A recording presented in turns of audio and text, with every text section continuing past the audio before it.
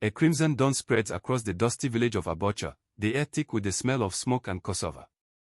Charles Norfa, a thin young Igbo man in torn shorts, sits on a wooden stool beside his mother's hut, peeling cassava slowly. Charles was an only son of his mother. His father died after they could not pay for his hospital bills. His family was subjected to suffering and Charles had to man up to fend for his family. His mother, Mama Charls, hums a sorrowful Igbo hymn while roasting corn with Chinya Charles's younger sister over a clay stove.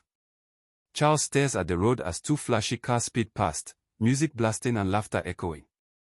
He whispers to himself, "When will my own day come?" his voice trembling with longing.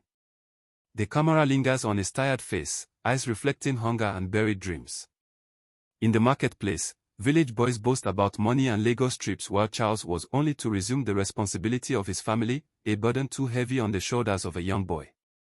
The girls giggle at the rich boys, ignoring Charles completely as he walks past with his head lowered. That night, under the old mango tree, Charles drinks palm wine from a calabash, lost in thought. A sleek black Benz pulls up, headlights cutting through the darkness.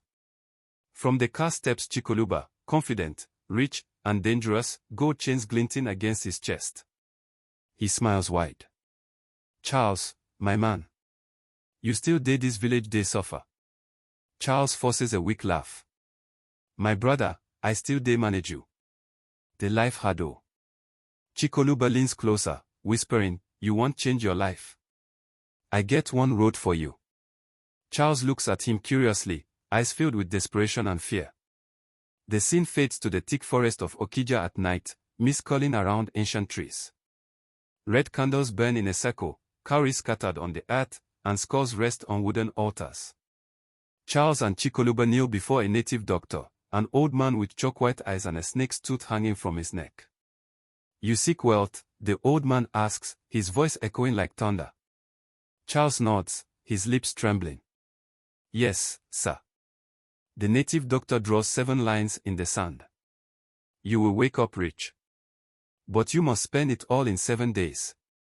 If any kobo remains," he warns, "the money will take your life."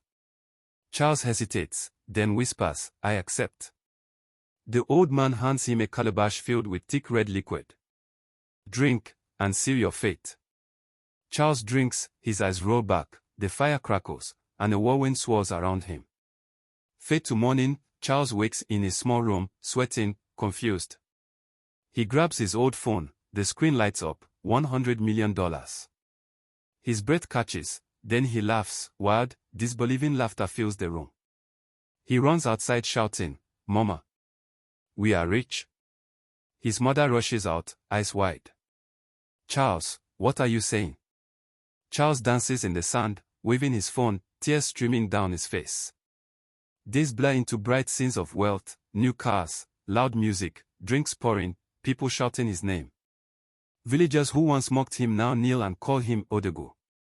He buys his mother a mansion in Oka, marble floors, golden curtains, a fridge full of food. Mama Chinya falls to her knees, thanking God, unaware of the price behind it. The camera zooms in on Charles's face, proud, shining, but empty inside. On the 3rd day, he wakes in the middle of the night to faint whispers. Voices echo from his ceiling, soft at first, then louder. "Charles, spend it all." He turns on the lights, shadows crawl across the walls like living smoke. He grabs his phone, the balance remains unchanged. $100 million. He screams, smashing the screen, but the numbers reappear on the wall, glowing faintly. On the 4th day, Charles drives to Lagos, desperate to escape the voices. Flashing lights, crowded clubs with friends, champagne splashing, people cheering. He sprays bundles of cash in the air, dancers scream with joy. Yet the more he spends, the heavier the air grows, the money never ends. He calls Chikoluba, voice shaking. "My guy, the money no dey finish. Wetin be this?" On the other end, Chikoluba whispers, "Keep spending or they will come." His laughter fades into static. Charles stares at his phone, realizing his friend's number no longer exists. By the 5th day, paranoia consumes him. He throws money on the streets, beggars fight for it while he weeps. "Take it all. Please," he screams from his car. His reflection in the rearview mirror smirks back at him. He smashes the mirror, the smirk lingers in the glass shards. Back in the village, Mama Chinya prays with a candle and Bible. Lord, save my son from evil riches. Rain pours, thunder rumbles as she cries. The 6th day arrives, Charles's eyes are bloodshot, his voice broken. He stumbles through his mansion, hearing footsteps behind him though no one is there. The TV turns on by itself, a news anchor reports, mysterious deaths linked to sudden wealth. He throws the remote, panting.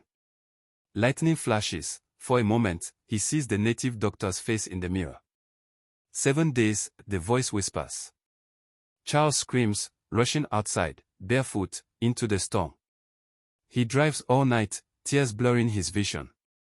He crashes near the river where his childhood dreams began.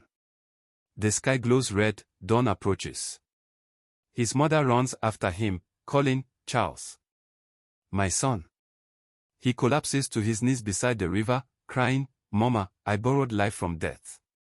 She reaches him, clutching his face, but his skin is cold, his eyes fading. Pray for me, he whispers, before the cock crows. The first cock crows, long, mournful, echoing across the valley. Charles exhales sharply, his body going still as the sun rises. His mother wails, her cries breaking the morning silence. Villagers gather, stunned, as police arrive and find his phone glowing with $100 million still untouched.